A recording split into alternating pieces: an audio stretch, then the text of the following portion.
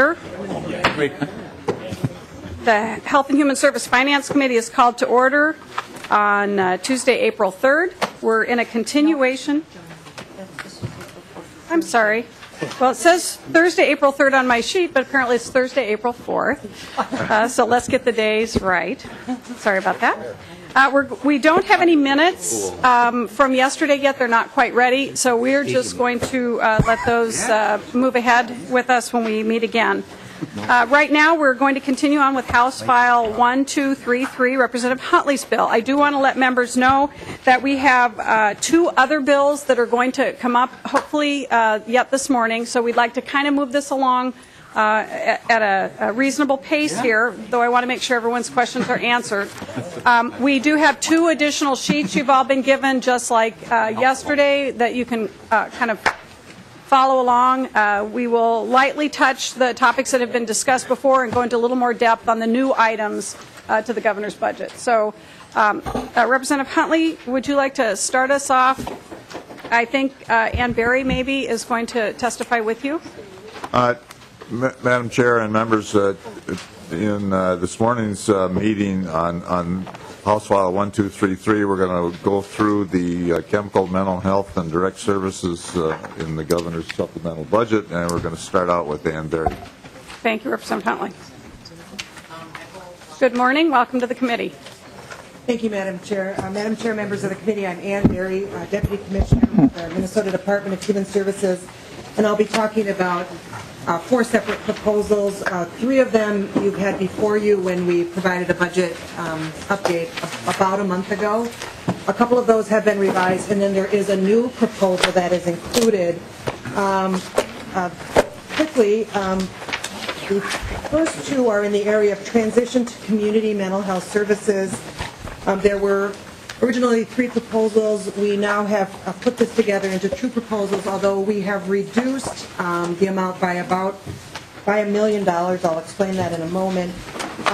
If you're looking at the budget bill language, we're in Article 4, Sections 4 and 5. And if we're looking at the budget pages, we're on pages C-151 and C-152. If that aligns with your pages, maybe not. The handout that we have says budget page 22. Is that incorrect? I'm looking at a different sheet. You're right. Budget page 22. That's correct. I'm sorry. All right. Thank you. So we'll start with transitions to the community. After we presented this budget proposal, we got a lot of feedback. Not only from you and your questions, but also from advocates in the community. And so we've strengthened this proposal so that it actually creates additional opportunities for us to use our home and community-based waivers to serve clients that are moving into the community. And that was one of the changes. And then the second change was to reduce one of the proposals by $1 million. So we will still be spending a total of $9.2 million. We're requesting $9.2 million so that we can move clients that are both in Anoka Regional Treatment Center and the Minnesota Security Hospital and Transition Program in St. Peter, move appropriately into the community with the right kind of supports under this proposal. And members, I'm been trying to follow along, and I'm wondering if it isn't page 90 that has. It's not 22. It's definitely not 22, as noted on your sheet. So I'm looking at page 90, mental health transition services.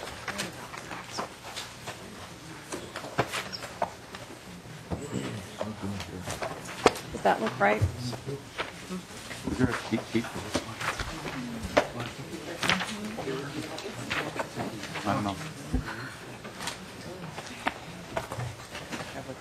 I don't have it either. Well, it's buried in there someplace. Okay, members, do you have the Minnesota Department of Human Services unofficial engrossed version small sheets like this?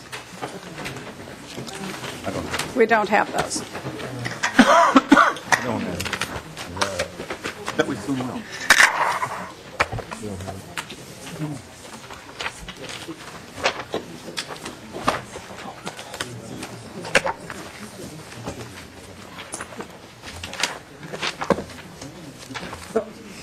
So, Madam Chair, I don't have in front of me what you have in front of you, but if you're looking at the transitions to community services for clients from Anoka and St. Peter, that's the first item in the governor's budget. And so, members, I believe that's on page 90 in your... Page 40. It's 41?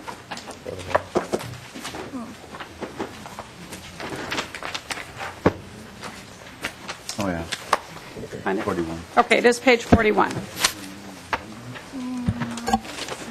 All right.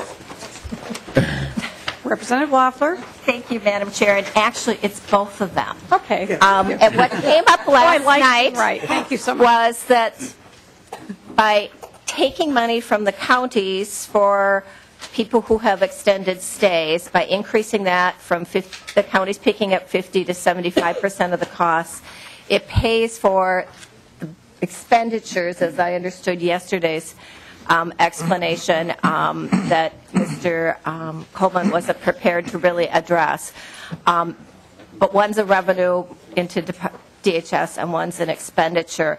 And the question I had asked yesterday, and I'd love to hear Ms. Berry's response, was, we're penalizing the counties for not getting people out, even though we have, frozen the amount of corporate foster. We have, caps on most of the waiver programs. To get 57 people out, we have major expenditures within DHS, but there's no data on how many people, if that's the same number that you're going to be punishing counties for not being able to find placements for when there's no service development on their end, or is it 57 on both sides? Madam Chair and Representative, Berry. This proposal, which does include a county share for those clients who remain in either St. Peter or Anoka well past the time that they could be moved into the community. So there's a number of things happening here. One of the things is we are going to allow exceptions to, and I don't know that we'll use corporate foster care as the model. We're not certain that that's the right model.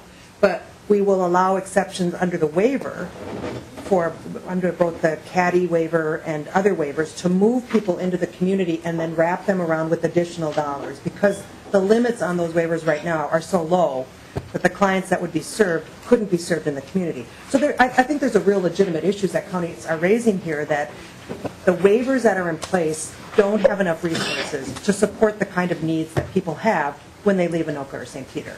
So that's the first thing. The second thing is we're talking about 50 clients out of Anoka and about 25 out of St. Peter. So we're talking about a total of 75 clients a year that would be moved into the community under this proposal. And we see it in partnership with counties, that we would actually work to build those alternatives that exist across the entire state. That's the second piece of it. And I think to your third question, and I think I addressed this once before when we talked about the budget pages, for counties who move people into the community and provide the kind of support and resources they need to live in the community, there wouldn't be a county share. So for that county share only kicks into place under this new proposal when somebody is still at Anoka because they no longer need a hospital level of care, or because they remain at St. Peter because we can't find appropriate transitional housing for them or transitional opportunities for them into the community. So for counties, and there's real differences among the counties and their placements into the communities. For those counties who do a great job and continue to do a wonderful job, their share won't increase because they're moving people into the community at the right time and into the right places with the right resources. Well, Madam Chair, I would just hope that you would continue to work with the advocates in the counties, because I'm not hearing from them that they think this is a realistic plan for any of the three parties that are involved in this. And I certainly don't want anyone to spend time in the highest cost treatment services or in a hospital setting who's ready to move out. But as far as I can see, there's no service development money on the county side, that the caps still remain on many of the solutions, and that it may not be a realistic proposal yet. And I'd love to see us get to a point where all three parties saying, yes, we've got a plan and we think it works. Thank you. And Representative Abler also had a comment. Well, thanks. And this is a really hard question. The services at Anoka at least are $1,000 a day or something like that. And they've been trying really hard to restructure that to make it a hospital-focused with intense treatment and move them along. Is there evidence, Commissioner Berry, that some counties are more reticent to move their people out than other counties? And this incentive will actually spur some action that they can control? Commissioner Berry. Madam Chair and Representative, we do know that counties utilize services in our programs at very different rates. It's something that you could see in the legislative auditor's report, both for the sex offender treatment program, and it's true in our other programs. We're focusing in here on Anoka and the security hospital. And the answer is yes, counties utilize those services very differently. I'd like not to have to ascribe intent to that. It may be that there aren't enough services in certain communities. It may be that they've met all their waiver limitations. There may be a lot of reasons why that happens, but counties do use our programs very differently. It's information that we can share, and so that you can make a judgment yourself about how those get used across the state. Madam Chair. Representative Abler. And just to the point of county shares, in the 2011 budget solution bill, well, that sounds pretty good, doesn't it? We increased the county share from 10 to 25% net for the people that are going to Moose Lake. To my chagrin, I realized that was the break-even point. It cost $30,000 to deal with some individual in a less restrictive setting in the county to $30,000. And it cost $30,000 for the county share to send them away. And I realized I should have had a higher share. And I didn't realize at the time that I had just helped them. So they can pay $30,000, have no hassle, or $30,000 with lots of hassle. And so I'm just interested as we move along that this might be actually a good tool to help some counties behave better and to do things they can control. But I haven't heard testimony, not for today, but just as we go on, about some counties who have been dragging their feet. Because we can't have that at $1,000 a day when none of it's reimbursed, and so that's the idea. And people do things when they're provoked. I should have gone to 50% share. We would have saved a couple more $1 million. And then some people who testified at our hearings in our task force for $60,000, well, we can keep them locally and save $30,000. Then it would be a benefit. So I'm just my interest is piqued by the idea. So maybe it's a good idea. Thanks. Thank you. And excuse me, there are no other questions, so if you'd like to proceed. There are two more proposals I'd like to discuss. One is which has not been changed, but I just want to remind you that there is a proposal in the governor's budget that would represent the increase in growth in the Minnesota Sex Offender Treatment Program. It is on page 96 of your large budget document. And this represents the growth that we will experience in this program if there are no changes to this program. We've asked that the department be allowed to use these resources to most appropriately serve clients who are committed to the commissioner, so that if alternatives are created, that these resources could be used for those alternatives as well. But this just simply represents what we know will be growth in these programs if we don't make any changes in that program. It is not a forecasted program like maybe corrections or other programs, so we need to show the program growth in our budget, and it has been included in the governor's budget as well. Thank you, Representative Liebling. Oh, yeah. Thank you, Madam Chair, and Ms. Berry. As you know, we're attempting to make some changes to our program.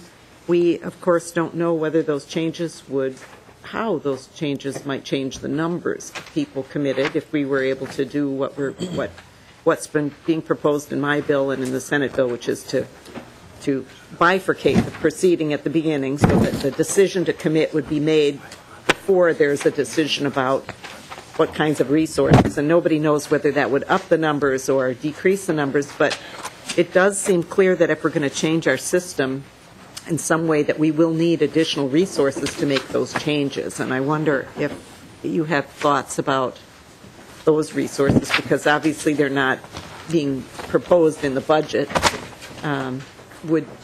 is the thought that we might move around existing resources within the program, or what can you tell us about that? Commissioner Berry. Madam Chair and Representative, it is our hope or desire that this appropriation could be used either to fund program growth or as an alternative, be used to fund those alternatives that would be built in the community. This represents an increase for, I think the number is 55 clients over the course of each year at a cost, at the institutional cost. So if we develop alternatives, one of the other things that we have been discussing is what are the costs of those alternatives. This money could be used, what we're asking, and is included in the governor's budget, is the opportunity to use this money either for institutional placements or community alternatives if they are developed. So as long as we're not restricted on the way this money can be spent, this money could be used for the alternatives you talked about.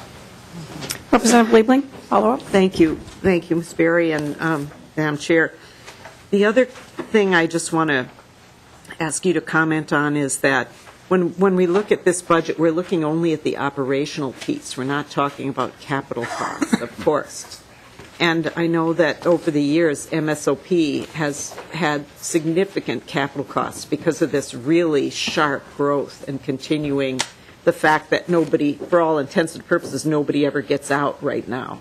So this is continually adding to the population. We were just talking about this on the other side of things with the NOCA and so on, but at least there, I assume some people do get out, whereas in our MSOP program up to this point, nobody does. So could you just comment on the sort of the trajectory of capital costs as well? Because if we keep going this way, you've got the operational money here, but I know that, or at least I think I know that the facilities are very full, and there's going to obviously be some need if we keep going to do something on the capital investment side.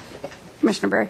Madam Chair and Representative, two responses. One is there is a capital budget proposal that the department has advanced and may or may not be included in the governor's budget proposal, but does include increasing the number of beds on our St. Peter campus for the sex offender clients. So that provides us some relief on the institutional building side. We're thinking a little differently about the way we use capital funds for alternative placements in the community. One of the models that we've developed in state operated services is to lease buildings and lease facilities in the community and then fit them for the programs. So we add levels of security, or we would put that in, for example, in a request for proposal. So that the department has been moving toward a model where we don't own as much property, but that we lease that property and make sure that we get what we need out of that property for who is, in the contract arrangements that we have with the providers. So we haven't asked for additional capital dollars for these community-based placements if they come to fruition, because we think we can use another model that's been very successful in our other programs. Okay. Thank you. Representative Sorry, Liebling. just real quick, Madam Chair, just wanted to follow up and say, you almost said the magic words around here, which is public-private partnership. Thank you. Representative Abler, you had a question? Oh, thanks, and just maybe a comment. What did I call my bill in 2000? That was the best thing I've ever heard it said. I have to remember what I called it. Anyway, I felt really coerced in 2011 to fund the growth. And I remember my counterpart was wondering, why are we doing this? And actually, I'm going to go with the why are we doing this in the budget, and I'm going to give my chair advice. If I was you, I wouldn't pay for a penny for this growth in the budget, and make them look at their soul and see how they're running things up there. We heard testimony that it's about treatment completion versus status. And there's no law about treatment completion, and it's become a custom. And they have a person in hospice who has not completed treatment, who can't get out. And tale after tale about people who have been almost ready to get out. And I think that if we don't give them the money, they're going to be forced to actually deal with the staff and the culture there, which will be more conducive to a proper departure plan. And if we give them the money, maybe they'll spend it on alternatives. But this is sometimes money talks more than the politics. So I think that would be that would be a safe thing to do, just to kind of help the process along, especially given that we're under some federal scrutiny to review people. And I hope we can pass the labeling bill about more frequent reviews of these individuals. And I think upon further review, some people will be deemed, upon status, will be deemed to be okay to be sent to a safe but different alternative setting. And so I don't want to take away the opportunities to create those, but I know right now there's 3 that are under contract that are not being used. So that's just my comment, Madam Chair. Thank you. Thank you, Representative Abel. Representative Liebling would like to make a few, a parting comment perhaps, and then maybe if you've got, then we need to move along. Representative Liebling? Yeah, thank you, Madam Chair. And I know we don't want to get pulled too much off topic, but I just want to say that I don't think that would be a good solution. And Representative Abler, I know you and I agree a lot that something has to be done on this, but I think we can't pass the buck. This is a political issue. And when this committee, when one person, after all these years, was lined up for provisional discharge, this committee, or one of our committees last year or the year before, called the commissioner before the committee and pretty much raked her over the coals. Because as you know, right now, under the law, she's involved. There's a political element to who gets released. We need to remove that political element so these decisions can be made free of that. And simply not giving them the money and forcing them to take the political heat is not going to work when on the other side we're slapping them when they take the politically difficult step to do that. So, and I know that's not you, but we need to make sure we get away from the politics here and start dealing with this in the level of science and public safety. And I hope we can do that. Representative Kwan, quickly, please. Thank you, Madam Chair. Just maybe staff can clarify, when we passed the notification bill last year in regards to that one release, is that going to cover notification for all of the alternatives that we're looking at and discussing in this? We don't have to really get into that now, but I'd like reassurances on that. Commissioner Berry, did you have an answer to that? Madam Chair and members, the notification requirements would not change. I mean, they are what they are in statute today, and we would continue to follow those requirements by statute. Thank you for that clarification. And did you have more on this? Are you ready to move on? There's just one more page that I'd like to highlight Okay. for you, and that's page 133 of the large packet. It's a budget change from the previous budget presentation, and it has to do with the facility at Wilmer. We have continued to operate an intensive rehabilitative treatment service program at Wilmer. For a period of, there was legislation that instructed the department to keep the program open, but there were some difficulties because we didn't have enough clients in the program. It was hard to attract staff to work in the program. We've solved a number of those problems. We are now at capacity in that program. We have a full complement of staff. There's clearly a need to serve people who have co-occurring conditions, in this case both mental health, chemical health, and often our public safety, there are public safety issues as well. We would like to use, the governor is recommending, and we would like to use this $1 million to keep that program operating. And over time, as there's a business model that allows us to draw down other dollars, whether it's insurance dollars or federal dollars, we will do so. We hope to eventually operate this program in such a way that it's self-sustaining. It isn't right now, but this would provide us with the transition that would keep this facility open. Thank you. Are there any questions? Representative Botha. Well, thank you, Madam Chair. And Ms. Berry, I just think this is an example of how we have a real uneven commitment in the state to developing services where they're needed. This facility was built without a good business plan. We've tried several different models. Your narrative still says it's not able to bill more than 54% of its costs. And the part of the solution is that they will take some of the people from Anoka, Metro people, who once again will be asked to leave their home communities where they're accessible to family and go out to greater Minnesota. And, you know, I mean, we really do need to have a really serious planning effort that relates the state resources to where the need is, because I don't think it's fair to ask people from the metro area to have their loved ones go to an area that's not accessible by public transportation, where they're served by people who don't look like them. And at a state cost of $2.7 million, while we continue to raise property taxes in the metro area without state partnership, instead state penalties, because the state isn't a partner in developing those services within the metro area. And, shifting it onto property taxes in the metro area and asking us to step up with state resources in greater Minnesota is just not a fair balance. And I think we really do need to kind of right-size the whole system and make it an equal partnership across the state. Commissioner, any parting thoughts, and then we're going to move on to the next section of the bill. Nothing else in my section. Thank you so much. Representative Huntley, I believe now we're going to move on to the chemical and mental health portions. Is that correct? That's correct. Article 4. And so you have Dave Hartford as your presenter.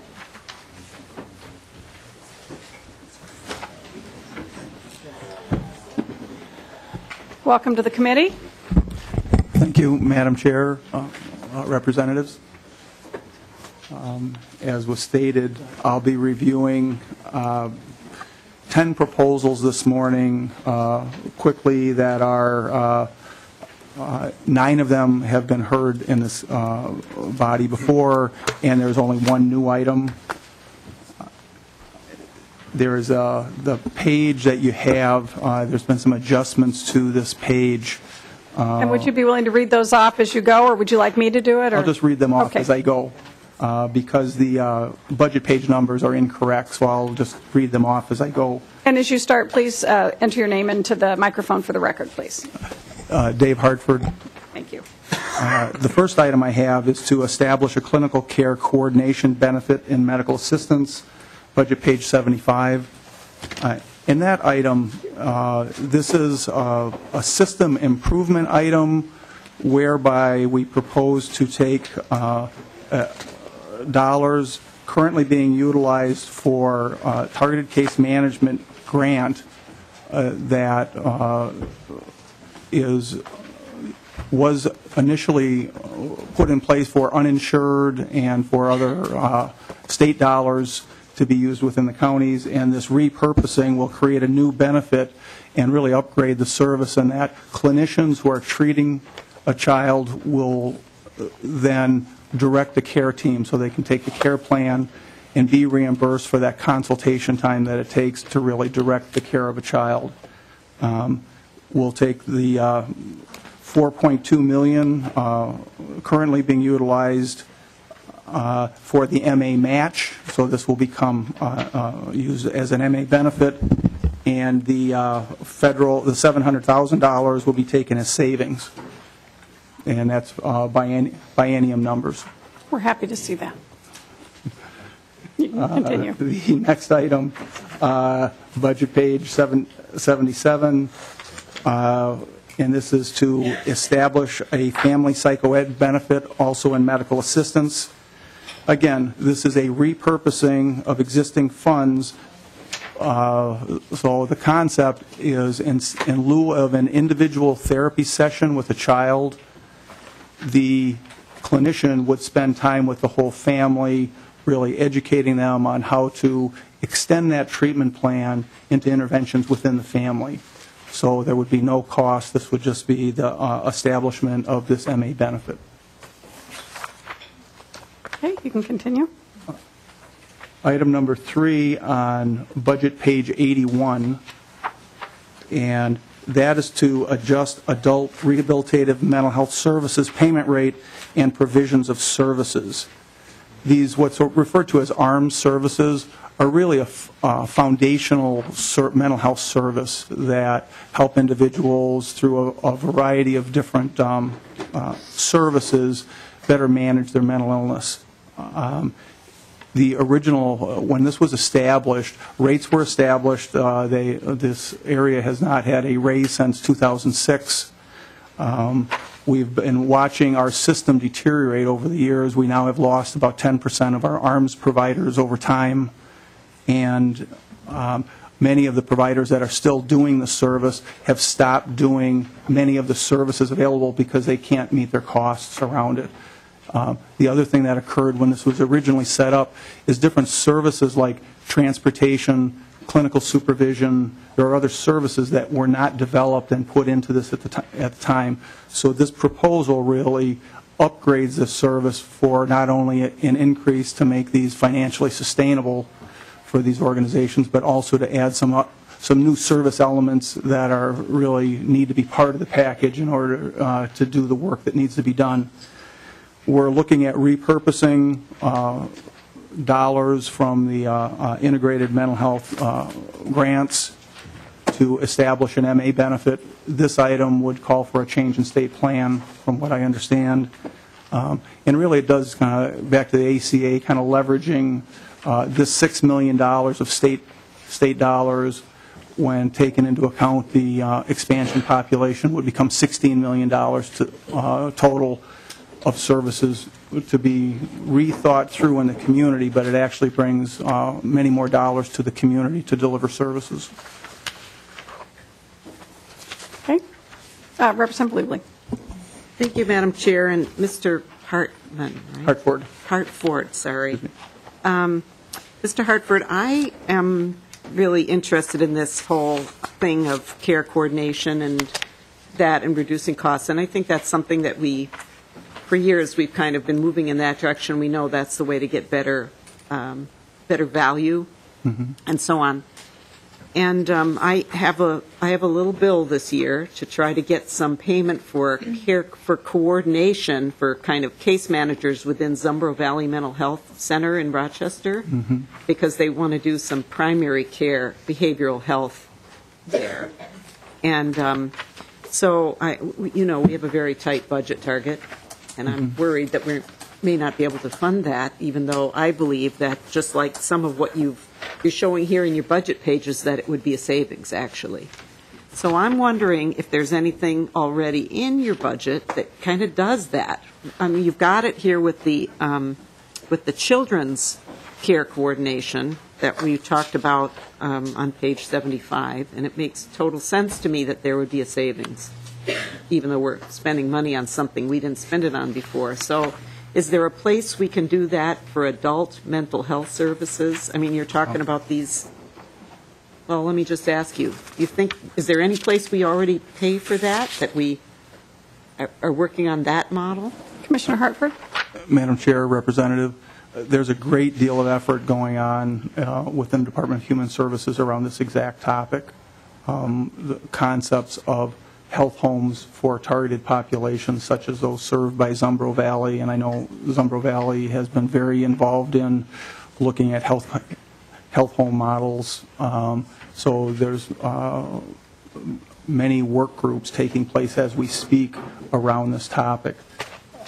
There's not additional legislation in the governor's budget at this point, but like I say, there are pilots being planned and parameters being planned to just because we see it as a really key concept moving forward that we know we need to improve coordination in mental health services between providers, and also all of the integration, with substance abuse providers within primary care. There's just a great deal of integration work that needs to be done, so we're trying to align those as we move forward with the opportunities of the ACA. Representative Liebling, follow-up. Thank you, Madam Chair, and thank you for that. I just, I'm still, as I'm listening to this, I'm kind of struggling with how we might be able to fund this effort that, I believe so strongly would be a savings. And, I'm glad to know there are pilots, and in fact, I know the commissioner went down and visited the program, and from what I hear, was quite impressed with it as well. So I'm hoping that as we go along here, maybe if the department is, I don't know if I heard you that it's not in the budget to do that specifically, but if the department is already kind of finding ways to do that in some spots, I sure like to know if we can find a way to do it. Madam Chair, Representative, I would also just add that there are a great many, we've been in conversations and planning with many different mental health providers, and there are many mental health providers in the state that are very interested and kind of trying to prepare and think about these problems also. So just to kind of put that in, there's many other partners at the table also. And Commissioner, it sounds like Representative Liebling's kind of getting at the fact that while you're saying it's not funded in the budget, it does sound like you're looking to provide some flexibility at least in some areas, and perhaps I think she's suggesting maybe moving into the adult realm as well. And I guess my question would be, is there a way for you to consider offering some pilots out there under your current budget with this flexibility that you're talking about as you're seeing here? And again, at this particular point, I think that we would be more than glad to consult with any representative that would like to consult around particular information, because we do have a great many planning groups going on and not ready at this point to propose legislation. Thank you, Commissioner. Representative Loeffler. Thank you, Madam Chair, and I just saw the headline, so I don't know if it's a legitimate article or not, but when you said that we've lost 10% of our providers here because of the inadequate reimbursements, there was just the front page of the city pages this week is about another one going under, and if this particular allocation would give them hope or sustain them, I would hope you'd reach out, because it isn't good for us to put the money on the table and it's available in July if they're actually closing now before we get there. And if you can do any intervention, that would be helpful. Thank you. Representative Huntley? Just a comment on Representative Liebling's discussion on this and the Zumbro one, that we had rules that said that if you go to a psychiatrist at one of these institutions, you can't also go to a primary care doc down the hall on the same day, because we won't pay for the two different visits. And obviously, you get into all kinds of transportation problems. Then the person is mentally ill to start with, and he has to go home, then he has to come back the next day. It's really Representative Liebling's right on the money on coordinating the care and do it in a much more reasonable way. Representative Liebling. Thank you, Madam Chair. I'm right on the money, but I don't have the money. Good point.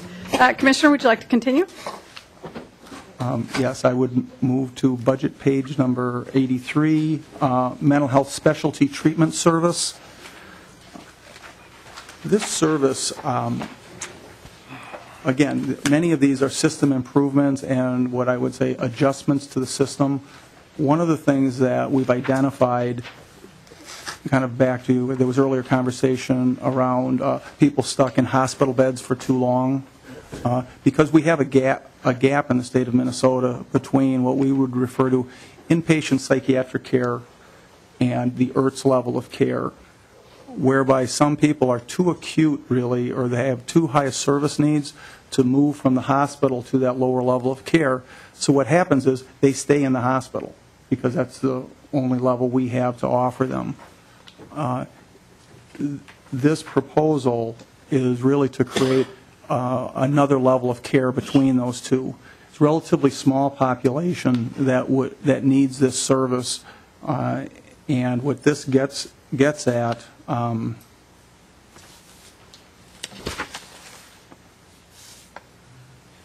is to identify. We have a grant, an RFP that's out now, looking to really create fund a gap between what our current IRTS level of funding has and what would it take to have a medically managed level of care. That means the psychiatrist would stay actively involved, higher level of care, and the savings are directly associated with, as a measure, AMRTC, lowering the number of days at AMRTC is one of the outcomes. But it's not just there, it's other hospitals too across the state.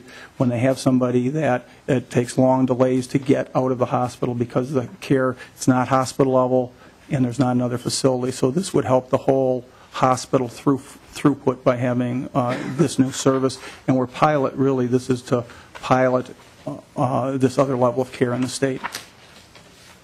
And that's where the request is $1 million or $2 million over the biennium. Okay, continue. Next item, budget page 122, mental health treatment permitted in foster care. This is the new item that we have. Again, to recognize this is a very targeted population, This service was actually identified in 2000, I believe it was 2005 or 2006. It's targeted for children that are in foster care and in need of mental health care. And the way that's determined is children who would have several items like an inpatient stay, residential stay, several items that would need additional services. And this is a package of services that would be really delivered to the foster care, to the child in the foster care setting. We're looking, it was forecasted in, like I say, 2005, but never implemented because of the forecast. What we anticipate would actually be a savings from the forecast of $231,000, and for the 14-15 biennium, cost would be $161,000. And again, these are very targeted. Average length of treatment for these children, probably about 6 months as they're in these foster care settings.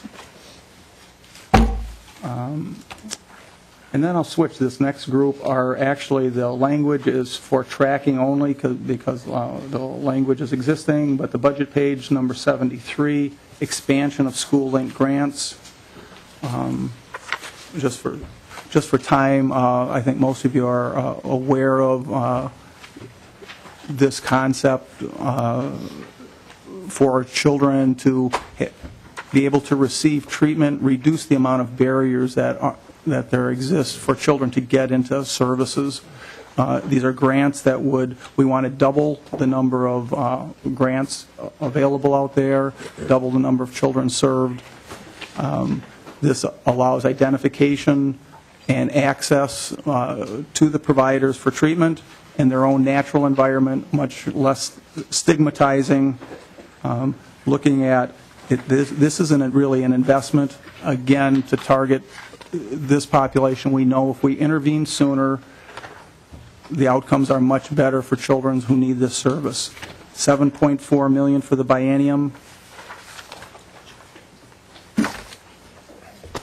Questions? I don't see any questions, so if you want to just keep going. Okay.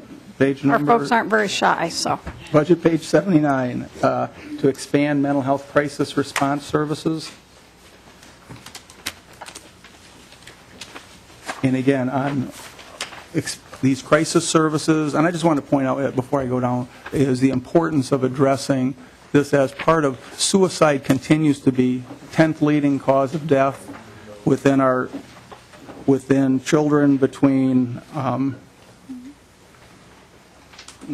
the ages of, it's the third leading cause of death amongst our teenagers, and the numbers double if you're talking about Native American people, rates of suicide. And this is really, this crisis service, this is a mobile crisis service. We currently have this service in 59 of our counties for children, 49 for adults, 1 tribe, and we're looking at expanding this, and the amount that's being requested here is to start up funds for 4 new teams. Those 4 new teams will cover an additional 16 counties, an additional 2 tribes. So it's startup money. This is an MA benefit. So once they get up and running, this is really these are startup dollars. Okay. You can. Okay, the I next move one. to page 85, and it's substance abuse screening, brief intervention, referral to treatment, commonly referred to as SBIRT. This is, the dollars being requested here are to train primary care clinicians in this evidence-based model, and back to how do we do a better job of integration. Well, this is another aspect of that, is in primary care, we know that if substance abuse, if people receive, one of the most powerful interventions is from their primary care clinician to talk through substance use. Very powerful intervention. This $600,000 is a one-time over the biennium to train the staff to do that intervention in primary care. Representative Loeffler. Thank you. Since we don't have as much money as the governor did, did you explore at all whether or not we could have a continuing ed credit associated with this and potentially get some some contribution from the people being trained? Commissioner? Madam Chair, Representative, we're exploring all of those options now, at least as we try to get busy clinicians time to donate, to spend their time getting trained, whatever incentives we can find, we're working on. Thank you. Okay, you can continue. The next item on page 87, the elimination of alternative to Moose Lake grant. These grants, it's a very deceptive name. Often people don't understand what this means. This refers to back in 1995 when Moose Lake State Hospital closed. The original grant was to create an operating subsidy for the hospitals right in that immediate area. What it is not is individual patient care. So hospitals that receive this subsidy, it's for general operations of the hospital, if you will. It's not attached to individual patient care. Hospital receive the DRG or the whatever payment would be normal for them. This originally was geared more uninsured and dual eligibles, Medicare, Medicaid eligible. And over the years, this was rolled out to a total of 9 hospitals across greater Minnesota as different state hospitals closed. Our system has evolved in many ways since 1995, creation of our community behavioral health hospitals in the state. IRTS programs have been developed, many different aspects, ACT teams, all of these have come into play. And with the advent of the Accountable Care Act, we're going to have coverage for many more. The numbers of uninsureds will drop. I would also add the metro counties. In the state today, there are 18 hospitals, 9 metro, 9 greater Minnesota, that have what's referred to as an MA contract to treat beyond for patients on medical assistance. So there's that contract will stay in place for all 18 hospitals. The operating subsidy that only the hospitals in greater Minnesota receives is what this will eliminate. The metro hospitals never did receive that subsidy. Representative Huntley?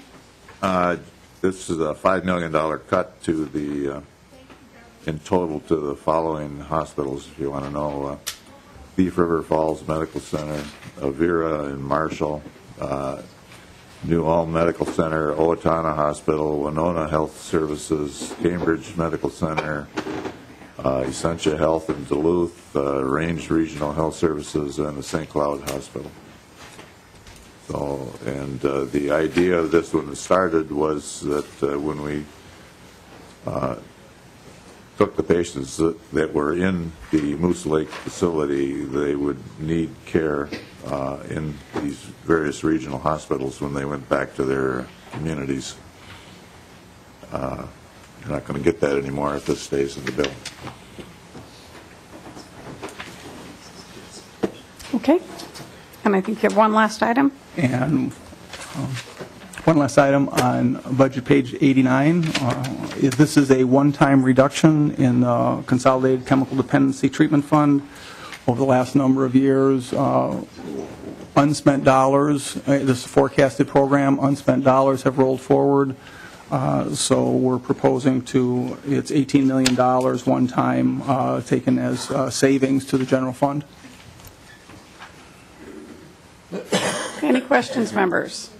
Representative Fritz? Well, Madam Chair, I do want to comment on the other the Owatonna Hospital. That's in my district, and I can't be silent on that. In my nursing home career, when we do have patients who do require hospitalization in the Owatonna unit, we never can get a bed. And, we've had to house the, patients in the nursing homes for as long as we possibly can.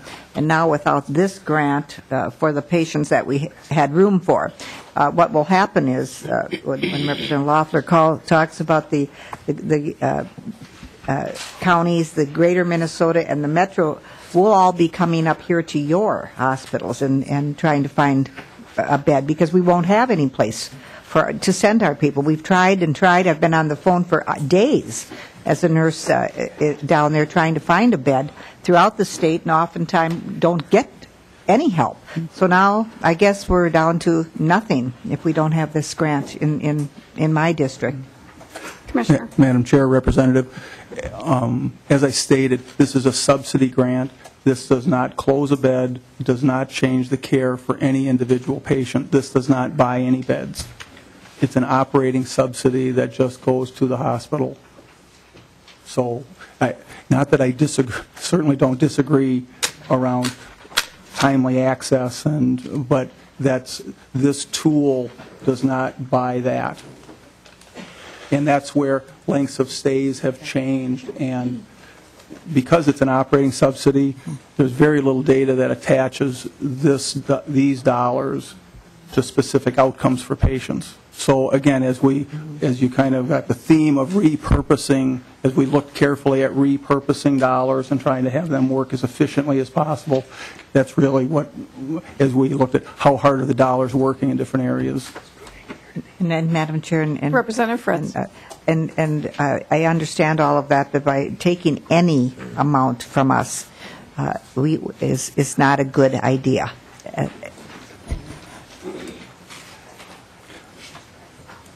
Thank you, Commissioner. We have someone in the wings wanting to talk, but I don't think we were taking testimony at this point. We were just laying out the governor's bill, and that will come at another time, I believe, if that's all right. So, Representative Huntley, do you have any closing comments? And if not, we have Representative Fritz bill up. Representative Abler. Yeah, just a comment about the carry forward thing. I've tried to kind of scarf some of the carry forward monies and go after forecasted dollars that we hadn't spent. If you can get this kind of money, Representative Huntley, it's kind of a nice thing, but MMB always argued with me about it. But if you can get this, you might also want to look at some of the long-term care spending in the nursing homes where we're continually being forecasted higher than what we're spending. And you have to make a decision based upon a forecast that's erroneously high. And so I know you have a long weekend ahead of you figuring out how to do your budget, but this is when you forecast high and you have to make reductions, that aren't even necessary. And so I hope that this carry forward one holds up, and some other ones too. Because when you're buying new things, that's different. You have to be kind of conservative about it. But if you're making reductions you really didn't want to do, if you can capture some of those appropriation exaggerations or whatever, excess appropriations that were forecasted, it really doesn't. You don't have to make the decisions that are so bad you don't want to do. And if you guess wrong, it goes to the school shift, which is a fine thing to fix, but with our money. So I'm trying to encourage you. So hopefully that's helpful to you as you have an aggressive weekend with MMB. Thank you, members. This bill will come back next week with some amendments, I believe. And so thank you so much for your testimony. And Representative Huntley, you may want to come back to the chair. You can stay here, Madam I'll Chair. stay here for another bill. You're doing such a great job. Oh, thank you. So we are going to move on to Representative Fritz's bill, House File 256. We'll give Representative Fritz just a moment to get to the front, and I believe she has 4 testifiers. This is a process that was built up. And perhaps a community member, and we can keep those testimonies brief, I hope. We got enough. This is it. Representative Fritz, would you like to move House File 256 for us, please? Yes, Madam Chair, I would like to do that. To be included, correct? Laid over for possible inclusion. Thank you very much. Representative Fritz, you can speak to your bill and then introduce your guest, please. Well, thank you very much. This is a bill that I've had before this committee a few years back, and I do have testifiers, so I'll be brief so that they can give the information that they bring to this bill. This is the Minnesota Family Investment Family Cap Bill. This was capped in 2003, I believe, and it has been an issue of concern for many of us at this table and all of us throughout the state, because it does take money away from our children and the needs and the daily needs that our children in the state require. So with that, I'm going to turn it over and start with Jessica Webster. Thank you very much. Right. Ms. Webster, if you'd like to State your name and give your testimony. Thank you, Madam Chair. My name is Jessica Webster. I'm a staff attorney with the Legal Services Advocacy Project, which is part of Legal Aid. And so what we're talking about today is the Minnesota Family Investment Program. It's also known as the state's Welfare to Work program. As many of you know, the cash grant that a family gets under this program is based on family size, with the exception of what we're talking about today, the family cap. In 2003, we passed a law that said if any new baby is born onto this program, we would deny that child assistance. This law was passed, as it was passed in a number of states around the country, to essentially discourage low-income children from being born onto these programs. But what we now have is 10 years of data that show that low-income children did not stop being born or they were not slowed from being born. And so we have denied assistance to thousands of children on this program. And I'm going to be brief because I think many of you have heard this in policy and have heard me talk about it before. But the last thing I'll say is that this has been repealed in Maryland, New Jersey, and Illinois. It's seen as a failed policy, and one of the reasons it's seen as a failed policy is that people are on this program they have a 60-month time limit. Most people are off of this program in 2 years, which means we're only denying assistance to children from the time they're born to the time they're about 2 years old, or for 2 years of their life. And so this is a critical development stage, and that's why we hope the state wouldn't turn its back on children at this point in their life. Thank you very much. Thank you. And our next testifier, if you'd read your name into the mic, please. Yes, thank you, Madam Chair and members of the committee. My name is Andrea Rao, and I represent MCCL, Minnesota Citizens Concerned for Life. And MCCL has long opposed the family cap and sought its repeal since it was first implemented back in 2004. Today, 8 years into the family cap, statistics obtained from the Minnesota Department of Human Services and the Department of Health provide a lot of, we think, very interesting information. More than 19,000 children in more than 16,000 cases have had their grants reduced due to the family cap for at least 1 month. Birth rates in families that are suffering from the family cap have not dropped. And from 2001 to 2010, the overall number of abortions in Minnesota has dropped by 22%, which is excellent news.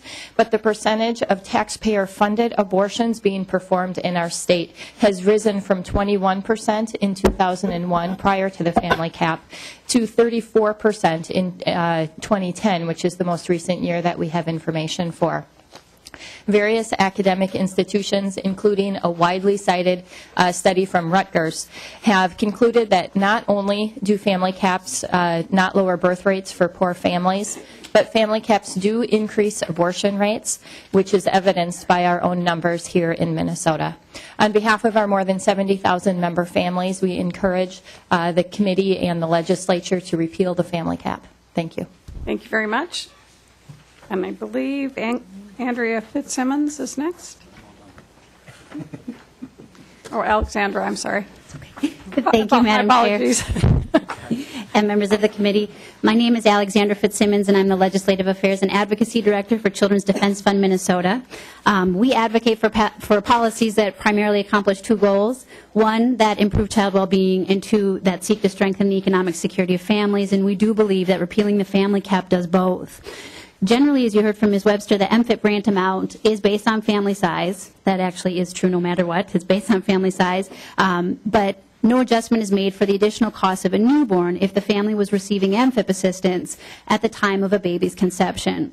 So this lack of funds further financially strains the approximately 1 out of every 7 families receiving MFIP assistance with a newborn. The current MFIP grant leaves a family of 3 at 62% of the federal poverty level. If an additional child is born, their income is reduced to 51% of poverty as a result of the cap. This is deep poverty and is highly correlated with poor childhood and adulthood outcomes. We have 2 main reasons for opposing the family cap, and I will be brief.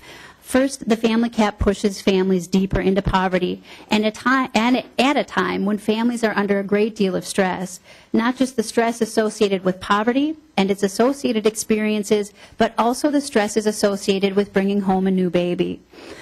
Earlier, about a couple weeks ago, my former colleague, Marcy Jeffries, and I talked with you about maternal depression and its impact on early childhood. 44% of caregivers in MFIT families had a diagnosed mental health disorder in the last 3 years. The most frequent diagnosis, depression. One longer-term solution for reducing the incidence of depression includes addressing the broader context in which depression occurs. The significant role that the emotional and financial strains of poverty impose should be considered when evaluating the family cap. And the second reason that we oppose the family cap is that the deep poverty that results from failing to recognize the newborn child is especially harmful to the child and his or her siblings when they are young. It is not solely poverty or the degree of poverty that matters for child outcomes, but when during childhood the poverty occurs. Poverty early in a child's life is especially harmful for outcomes related to achievement skills and cognitive development. I want to leave you just with two pieces of information, two pieces of data. Findings from a 2011 Brookings Institution study examining the effects of family income on school readiness suggest that an additional $1,000 of average annual family income throughout early childhood will result in higher reading and math scores for children in low-income families. So relating this to the family cap, we're looking at about $75 per month additionally for a family, which is about $900 throughout the course of a year. And as far as outcomes during adulthood, according to a 2011 research study, for families with early childhood income below $25,000, a $3,000 annual boost of family income is associated with a 17% increase in adult earnings. So thank you for the opportunity to discuss this bill with you, and I really encourage your support in repealing the family cap. Thank you. Thank you. Linnea House. Thank you. Chairwoman Norton, members of the committee, my name is Linnea House. I'm the Executive Director of NARAL Pro-Choice Minnesota. We are a 50,000-member strong nonprofit organization committed to protecting women's reproductive rights, including the right to bear and support healthy children here in Minnesota. I'm here to testify in support of House File 256, and I strongly urge your support of this bill. As the law currently stands, the family cap within the Minnesota Family Investment Program actively denies family support to low-income children born to low-income mothers. At all levels of our policy work, NARAL Pro-Choice Minnesota supports programs that allow women to make the reproductive health choices that are best for them and their families. This current law is a means of controlling those reproductive health care decisions, and we believe that low-income women deserve to have the support to deliver and raise children the same as every other Minnesotan. Minnesota public policy should not allow politicians to interfere with a woman's ability to determine the family size based solely upon her income. In addition, it is particularly concerning that current statute also states that there are exceptions for coverage if the child was conceived as a result of sexual assault or incest, provided that the incident has been reported to a law enforcement agency. This exception collides with personal privacy by requiring parents to disclose to the state of Minnesota how a child was conceived and the reproductive choices. We strongly oppose any types of personal privacy exceptions placed into Minnesota law. Finally, a continued investment into family planning programs that allow all Minnesota women the ability and the autonomy to make decisions about when to start or to expand their families is critical. Nearly 250,000 Minnesota women are in need of publicly funded family planning services, and I also urge your continued support of these investments as well. Thank you for your time. Thank you very much. And I think we had someone from the community that would like to give brief testimony, please. We have one more bill we were going to try to get in today, if we can do it. Thank you, Madam Chair and members of the committee. My name is Deb Konieczny. I'm a member of the Welfare Rights Committee. We are an all-volunteer committee made up of current and former welfare recipients. The Welfare Rights Committee fully supports and encourages you to support a repeal of the family cap. We have worked many times to repeal the family cap in former years, in addition to the numerous other cruel cuts to MFIP families that have taken place. Right now, 70,000 children in Minnesota, 70,000 are living in what is considered extreme poverty. Extreme poverty means hunger for 70,000 children. It means homelessness for these children. And it means not even having a fighting chance at a normal and quality education.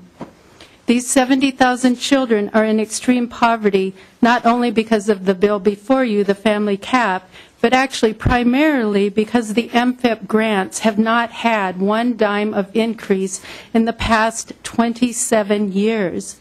And there is a bill that would lift Minnesota children out of extreme poverty overnight, HF 433, which would give the first grant increase in 27 years. And yet it has not even been allowed a hearing in the House, and we want to know why.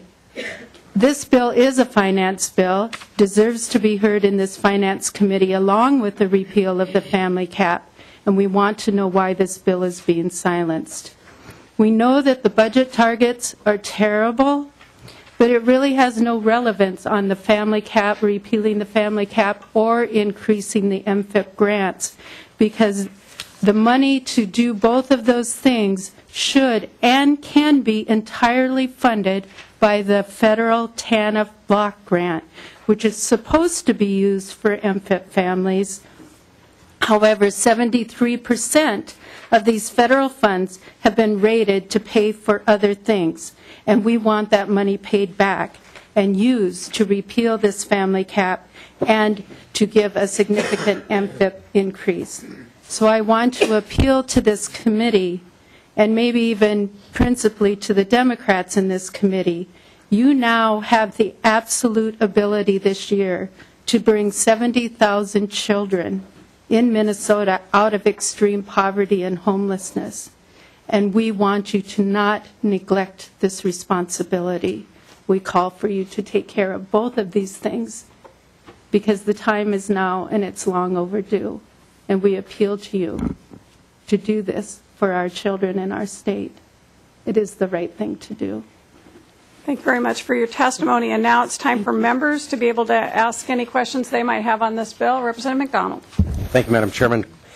I'm not sure who the question is for. I got the first testifier's first name was Jessica, but I don't have her last name, Ms. Webster.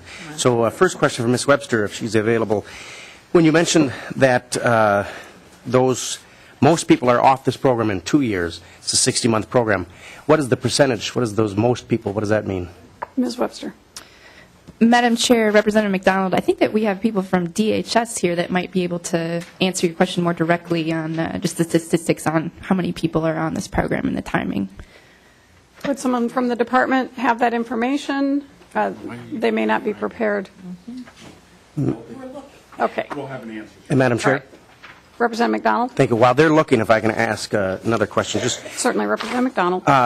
Regarding the Minnesota Family Investment Program, I've met with some of the folks, Kathy Wagoner, this year regarding the program and looked into it. It is a great program, of course, and I think it's important that we, as a society, make sure that the children are fed.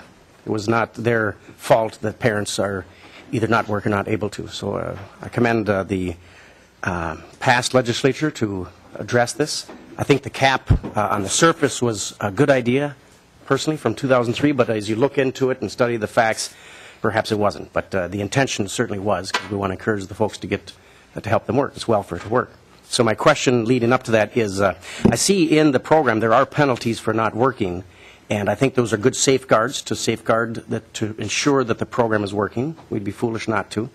But I want to know from the department if they have this data as to how much we enforce some of the penalties if the folks aren't working, and perhaps they are all seeking employment. So, for example, the program says that if they don't follow the work rules, they could have a reduction of 10% from their program, and from the first month, and the second month could be a decrease with their utilities and other housing costs. So, and it's with a great pleasure that we welcome former Representative Larry Hosh, who now works for the department, here to answer some of those questions for us. Thank you, Madam Chair and Representative McDonald. To your first question with the percentage of cases that have been off MFIP, for 72% of those who enrolled in the diversionary work program and 60% who enrolled in MFIP, they're off within 12 months. After 24 months, 79% of people who entered into the diversionary work program and 70% of MFIP families are off the program. To the questions about the sanctions, we have we can get you detailed information through our systems on how many families are in sanction, at what level in sanction that they're at, whether it's the 10% level or 30% level. We do have a relatively complicated sanction process, but we definitely have the data that we can provide you. Thank you. Representative McDonald? Yeah, and I'll just finish up with this statement. As you know, it seems like welfare is always the first thing that people want to go towards to reduce or to fix. Or, Representative Huntley and I had a conversation last night. That seems to be the easy portion to go to. Oh, they're buying alcohol or cigarettes and passed law. They can't do that, and so on and so forth. Maybe they're not eligible, and they were eligible to get it. But as Representative Huntley said, it is a small portion, but yet an easy target. And I think it's important for the department to give to us legislators, and it's our job to educate ourselves on the program. I was not aware that there was a reduction if they don't seek certain employment. Now, I understand I have an application here from the regarding the MFIT. This is all they really have to do is go in and fill this out, but there are other safeguards and thresholds in place to ensure that it's not abused. So I think it would be beneficial to us to do our homework as a legislator, to do mine personally for my district, but the department to make sure that we're aware of some of those sanctions. So it's not the target that it has been in years past, no matter who's in charge here. And Representative McDonald, I would even go one step further and say it's not only wonderful that we get this information and necessary that we get it and to educate ourselves, but it's also necessary as legislators to go back and educate our communities, because there's a lot of misunderstanding out there in the community that makes this a target, and we can help change that. Representative Liebling. Yeah, thanks, Madam Chair. And I feel like I need to weigh in on this, and I was glad that the advocate from Welfare Rights came down to speak, because I actually was going to comment on some of those topics. And thank you, Representative Fritz, for bringing the bill and actually for giving us sort of a forum here to talk about these issues a little bit more broadly today. I think it's very, very important. And just to Representative McDonald, of course, I've been around here a few more years than you, and I've seen over and over again how this is an issue that gets politicized. And many people who feel most qualified to talk about it do so without any facts. And you've heard that actually quite a bit this session already. And I hope that you as a member of the minority will push back against that and join us all in pushing back, because much of what gets said and what is sincerely believed by people around what we call welfare is pure and simple mythology. It is not based on the facts. And even the question that you just asked, which is very legitimate to understand how families are, what happens if a parent decides they just plain don't want to work. Well, if you look at the money that people are getting on this program, I think it's shocking how little people are getting. And the fact that was testified to, that this cash award has not been increased in so many years. I don't know of one other thing that we do here in the state that has not been increased in that amount of time. Not one. If somebody can tell me, I'd like to know. And this is how we're treating our children in this state. As you very rightfully said, they don't pick their families. So, this is, the testifier is absolutely right. I don't know what we're going to be able to do in terms of the cash grants this year, but I absolutely agree with her on the gravity of this issue.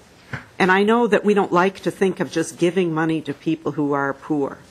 But, people need to live. This is a short-term program. It's not generational poverty anymore. Well, it's maybe generational poverty. It's not a generational program like it used to be before President Clinton reformed it.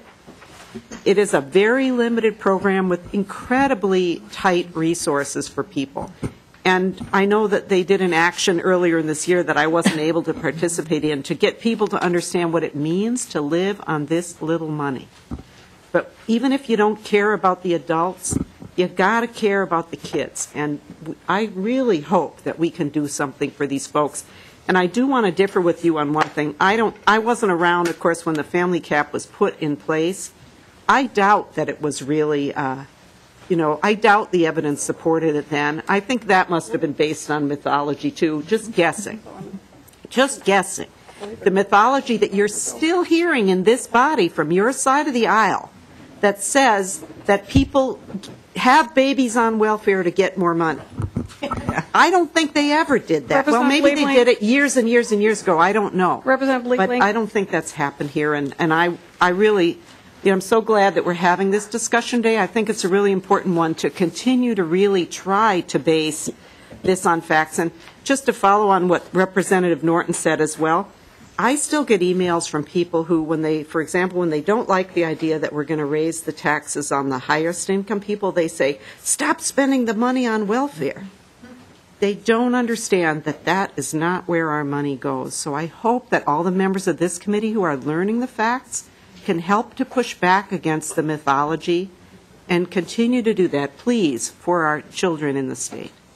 And Representative Liebling, I just wanted to remind you, we've just got 3 minutes left before we're done, and I appreciate what you're saying, and I really don't want, I prefer not to go back and forth at this point, because what I think I heard really was a coming together in a positive way, and I don't want to turn it into something negative. So, Representative McDonald, if you would mind letting us vote on this bill, we have 2 minutes to get out of committee.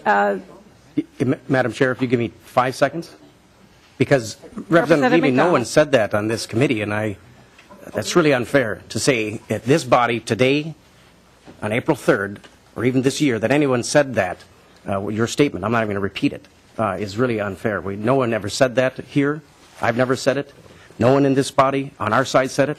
And to even say it, to indicate that we've even thought it or said it, is truly unfair, and I'll end with that. Representative Fritz, I'd like you to make final comments, and then we're going to lay this bill over for possible inclusion. And members, then we're going to convene until 6 p.m. in the basement. Well, Representative Fritz. Thank you, Madam Chair. And to the bill, which is a very small bill, it's a repealer of that. Although I just want to respond, I am very grateful, Representative McDonald, that you are taking the time to become educated and informed on the issues before us, and you've shown that all along, and on both sides of the aisle. And it takes time.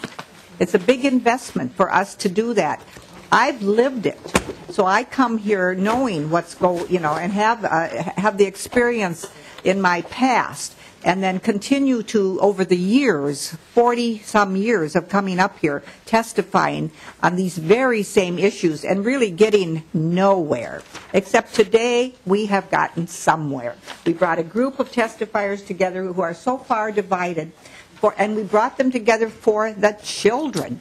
And so we can accomplish good things, and we can get things moving ahead. Not fast. Well, we never do anything fast up here. And I am very concerned that we have not heard the other bill, and that those folks are still under scrutiny. But that is not the bill we're here today for. I appreciate all of the dialogue and the discussion and the coming together on this bill. And thank you, testifiers, and thank you, members. Absolutely. So, members, the bill is laid over for possible inclusion into the Health and Human Service Finance Omnibus Bill. We are going to have to go into recess until 6 p.m. in the basement of the SOB, where we will take up House File 1064 first and then go into finish Representative Huntley's Department of Health bill. So, members, we are in recess. Thank you. Thank you, members.